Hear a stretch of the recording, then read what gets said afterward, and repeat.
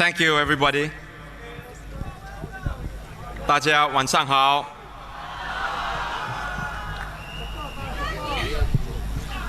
Thank you. This month, 7 years ago, a dear friend of mine passed away. I want to read to you the letter that I wrote to him, and I want to dedicate this rally speech of mine in honor of his memory. Dear Mr. Jayaratnam,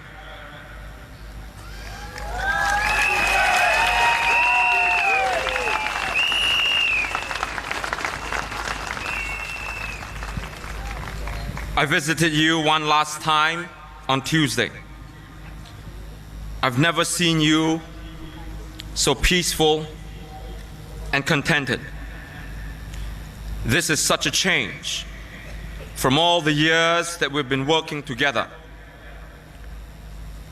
I remember how bitter we felt sitting in your rented apartment at Orange Grove Road after the 1997 elections.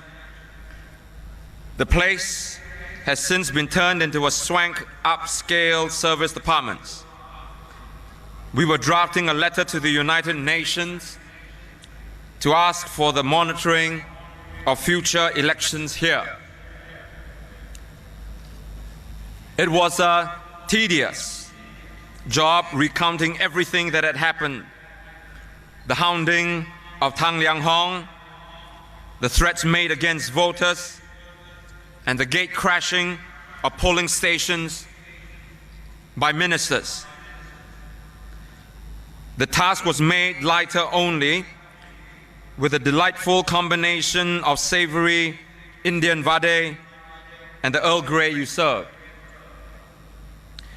I remember also asking you about the copy of The Long Walk to Freedom by Nelson Mandela sitting on your coffee table. You said that once in a long while there comes a man who achieves greatness without having to cause the suffering of others. On another occasion, my wife and I visited you at another rented house. From the outside, we could see a few of your shirts hanging by the window ledge on the upper floor. May said that she felt sorry that you had to do your own laundry at your age without anyone sharing those chores with you. This reminds me of the time when we were driving along Serangoon Road and you wanted to stop by to pick up a bunch of flowers. I had asked you what the occasion was. You said it was your wedding anniversary and that your late wife, Margaret, would have liked the bouquet. Then there was a time when we visited New York City. I was surprised when you mentioned that that was the first time you had set foot in the US. We had checked into this small hotel and struggled with our luggage along the narrow and dingy corridor. And as I fumbled for the key to open the door, I heard you mutter to yourself, "Oh Ben, what have you gotten yourself into?" My heart sank when I heard you say this. I was feeling a little depressed myself, and I was hoping to get some cheer from you. Seeing you so despondent made my own morale wobble. But I knew that you were feeling depressed and anxious because of yet the lawsuit. As we put our weary heads on the pillows, you said that they didn't just want to win politically, but they were determined to also crush us personally. We made a pact that night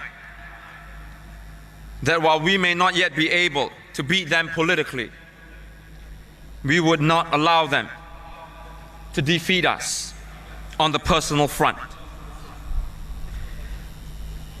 They may take away all our possessions, but they will never take away our will to speak up.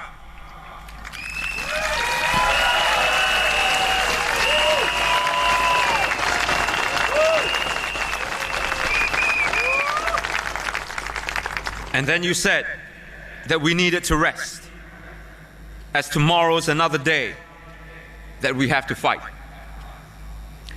The next morning, I came out from the shower and I saw you reading the Bible. We talked a little bit about the book of Ecclesiastes.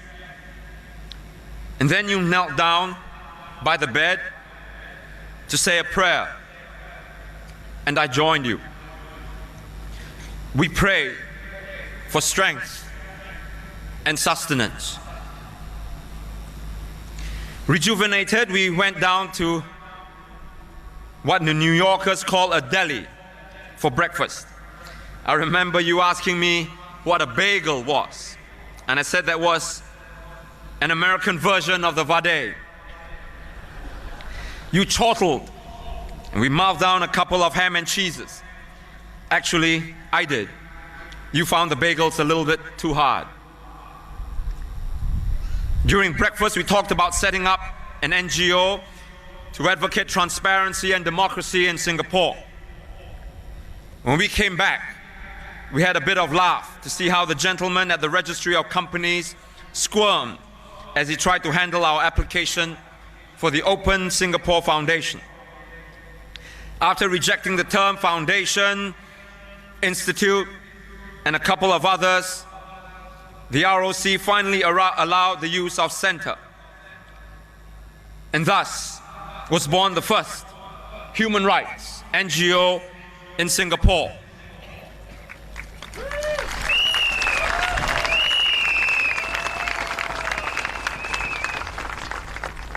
We left New York and you headed south to Florida to visit your son. When you returned, you bought my daughter a little pink teddy bear. It squeaks when you hit its tummy. When she was a little older, we told her who bought it for her.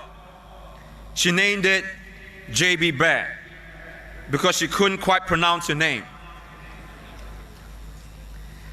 My wife said that it was funny to think of this cute little pink bear and picture you at the same time, a big elderly man with bushy hair and your trademark mutton chops. Several months later, your worst nightmare came true. You were found guilty of defamation again. And you now had to vacate your seat in Parliament for the second time. I remember talking to you on the phone after your appeal was rejected. You sounded so crestfallen. I had asked you if you wanted to talk, but you said that you just wanted to be alone for a while. The next day, we met for lunch near your office at Northbridge Road. We got into a heated argument. I asked you not to continue paying the money and playing into the hands of the PAP. I knew you were angry at me for saying so, but I also knew that you wanted me to be honest with you. Through the years, we have had our clashes and disagreements, but we always knew that we were locked in spirit and that we would always remain true to each other and to what we believed in. No matter how serious our disagreements, we always stood on the same side. As you lay down to rest, democracy is not yet at hand. But don't you ever believe those who say that your fight on earth was irrelevant and personal. Nothing could be further from the truth. You have inspired an entire generation of Singaporeans, and we will keep the fight going.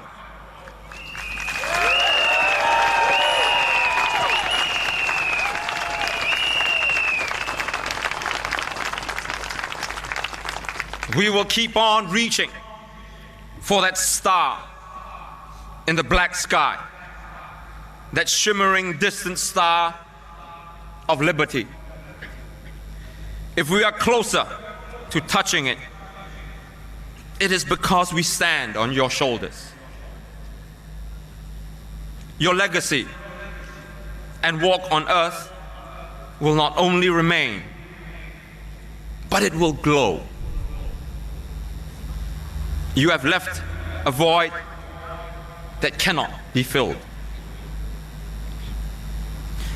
I think of that night in New York when we pledged not to let them defeat our person. You've kept your end of the pact. They may still have the power, but boy, you sure showed them what a fighter for truth is. You leave us with honor and dignity. No one could buy you over, and no one did. And even though you did not possess millions in your bank account, the treasure which you have stored is with you today and forever.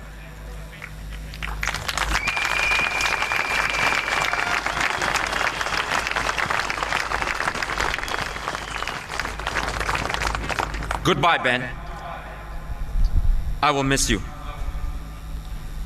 But even as I mourn your death, I celebrate your life because it has touched mine. You have fought the good fight, and now you have been called home to rest.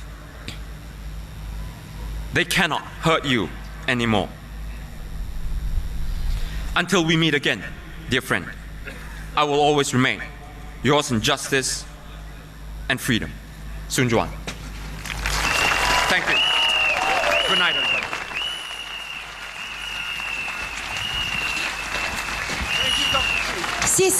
Thank you, Dr. Chee.